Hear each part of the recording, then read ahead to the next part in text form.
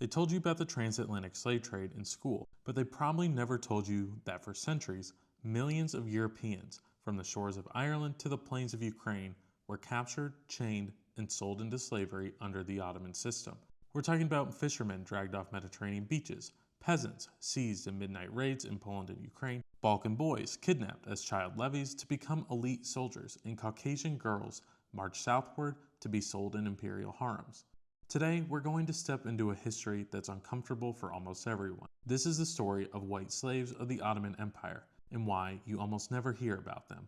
Before we dive into the details, we need to be clear about two things. First, the Ottoman Empire was not a fringe state. For centuries, it was one of the world's superpowers, stretching from Budapest in the Balkans through Anatolia down to the Middle East and North Africa. It sat astride the key trade routes connecting Europe, Asia, and Africa. Second, slavery was baked into how the Ottoman world worked. Ottoman society used slaves in many roles: on galleys and in quarries as domestic servants, agricultural labor, as elite soldiers in units like the Janissaries, and in the imperial harem and palace households. And a huge share of those slaves came from four main theaters: the Barbary Corsairs of North Africa, the Crimean Nogai raids in Eastern Europe, the Black Sea and the Caucasus slave trade, and the Balkan conquest.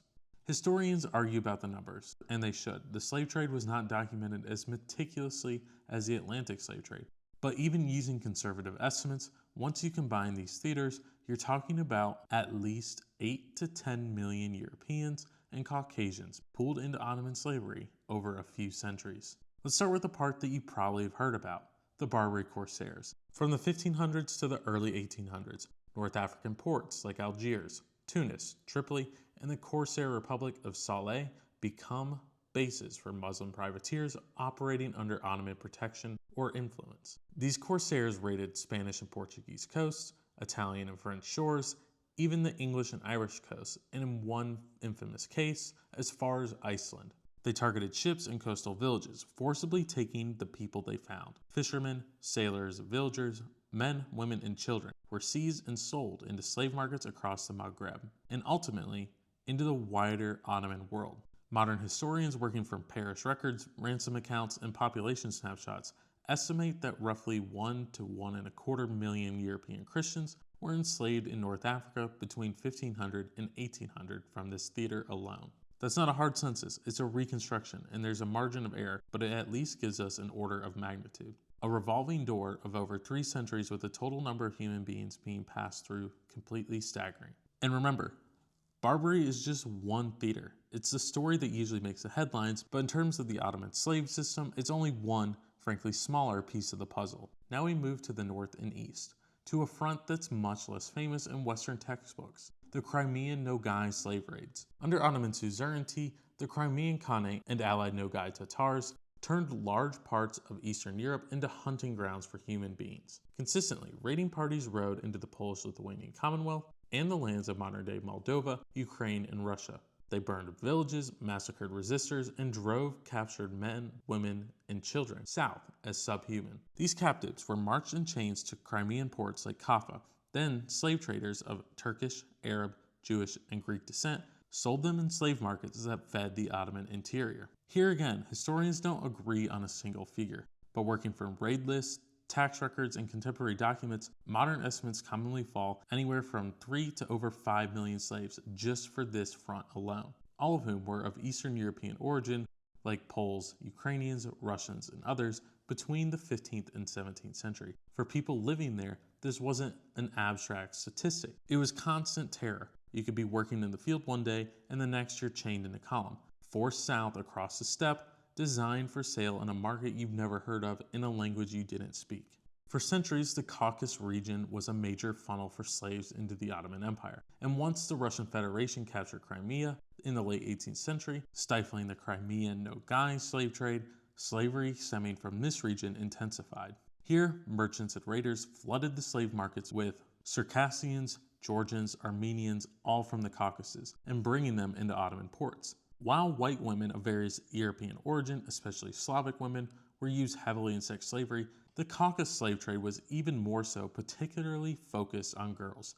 You see, African women that were trafficked via the trans-Saharan slave trade were largely used for domestic house servant roles. However, white women were lusted after for their fair skin and the preferred target for sex slaves and forced concubines in the Ottoman world. Therefore, there was a constant demand for women in the Black Sea slave trade. Yet again, quantifying this flow is hard, but customs data and trade records indicate that millions of slaves passed through this trade route, with nearly all being considered white by modern standards. And our fourth and final theater is the Balkans, the Ottoman frontier with Christian Europe for centuries. Like the previous theaters, the Balkans and regions stretching into modern-day Hungary, Austria, and Slovakia produced many slaves that were hunted down, kidnapped, and forced into brutal and dire existences. However, unlike previous theaters, the Balkans offered a new type of slave. In the 1300s, the wider Balkan region looked like this.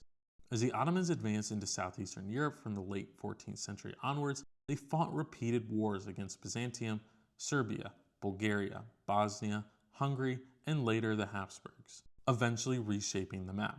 Victories produced tens of thousands of prisoners, many of whom ended up as slaves.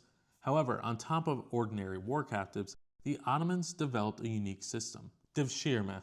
In many Balkan provinces, Christian communities were regularly required to surrender a quota of boys, usually aged about 8 to 18, who were taken away, forcibly converted to Islam, and trained as elite infantry in the Janissary Corps, or as administrators and court officials.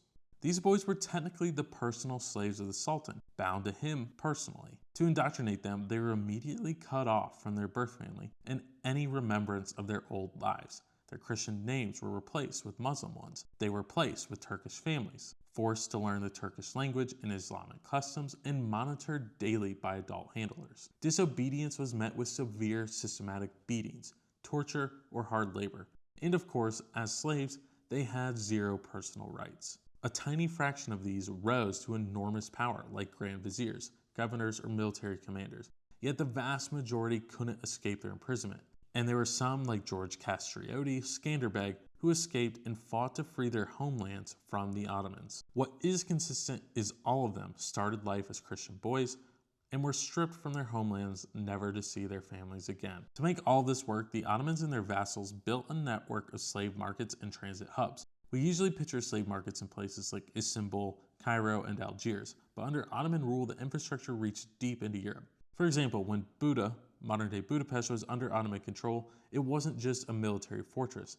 It was also part of the logistics chain that moved captives from their frontiers into the empire. Captured people from Hungary and beyond could be sold or held in markets and depots along the frontier, then transported southwards and eastwards down the Danube into the Ottoman heartlands. At this point, the big question is obvious. How many white slaves are we actually talking about in the history of the Ottoman system? And this is where I have to be brutally honest. There is no master ledger and no document that says total slaves X broken down by Y ethnicity. Modern historians reconstruct ranges using population snapshots in key cities, ransom records from European states and churches, reports of raids and campaigns, customs and tax data from ports. A cautious and defensible way to summarize the scholarship is something like this. Across the full life of the Ottoman system, including North Africa, the Balkans, the Black Sea, and the Caucasus, the total slaves of white or European origin probably numbered from 8 to 10 plus million. These are model ranges, not hard counts, of course. Different historians will argue for lower or higher numbers. The important point is not to fixate on a single headline figure, but to recognize the scale and the human reality behind it. You may also be wondering, well, how brutal was the Ottoman slave system? And simply, it was extremely brutal. These were white slaves physically hunted down by non-Europeans, oftentimes because of their skin color or their religion. Raiders set out with the sole purpose of finding people to enslave. They would attack and burn villages, making survival impossible. The elderly and extreme young were murdered on the spot, while the rest of the men, women, and children were forced to march chained to slave markets. Men taken were often put to hard labor in mines or as oarsmen on ships. Slaves who worked as oarsmen on galleys had a life expectancy of only a couple years. If you passed out from exhaustion or died, your body was simply thrown overboard. Meanwhile, young boys taken who didn't end up in hard labor were often castrated, especially if their role was to be in domestic servitude or the government. So many women were raped and kidnapped for the purpose of sex slavery by the Turks that in places like Croatia, Bosnia, and the Dalmatian coast, women took extreme measures. One of these was called Sitasnia, Girls and women would tattoo themselves with dark blue ink on exposed body parts like the forehead, hands, and chest. These tattoos were often Christian symbols, and the idea was even if they suffered unforgivable sexual violence, at least then maybe these tattoos would keep them from being abducted afterwards. Similarly, records speak of women scarring their faces with knives or parents amputating the limbs of their children, knowing that this pain would be better than life as a slave in a far-off world. So why don't we hear anything about this in school? One reason is focus. For understandable reasons, modern education, especially in the West, has put a lot of emphasis on the transatlantic slave trade and the enslavement of Africans in the Americas. It absolutely deserves the attention. Yet, at the same time, the transatlantic slave trade is a small fraction of the total global history when it comes to slavery. But another reason is the discomfort with the fact that this doesn't fit the narrative many educators, governments, and institutions seek to indoctrinate in the West. The history we've just told complicates simple narratives. It shows that slavery was not uniquely Western powers enslaving Africans.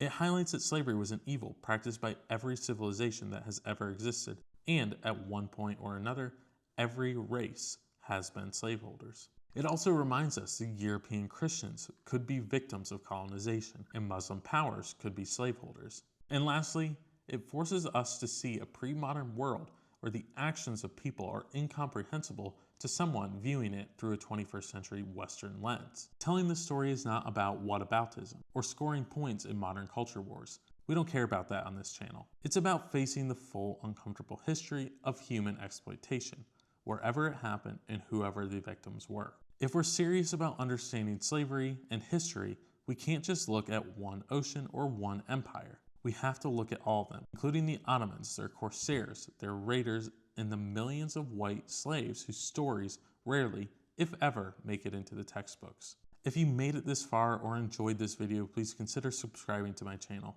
I'm on a mission to share my passion of history, and animating videos like this takes way more time and effort than I could have ever predicted. Thanks, and see you in the next video.